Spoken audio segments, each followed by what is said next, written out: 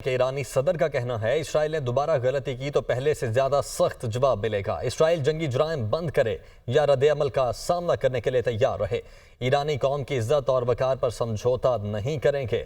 ईरानी सदर मसूद पज़ेश्कियान की जानिब से मजीद कहा गया है कि ईरान की सालमियत को नुकसान पहुंचाने की सूरत में इसराइल की सालमियत हिला कर रख देंगे। ईरान इसराइल की किसी भी आइंदा हमाकत का मुंह तोड़ जवाब देगा।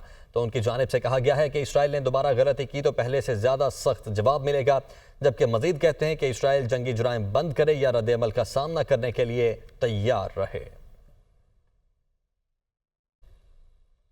कि ईरानी सदर का कहना है इसराइल ने दोबारा गलती की तो पहले से ज्यादा सख्त जवाब मिलेगा। इसराइल जंगी जुराइम बंद करे या रद्द-ए-अमल का सामना करने के लिए तैयार रहे।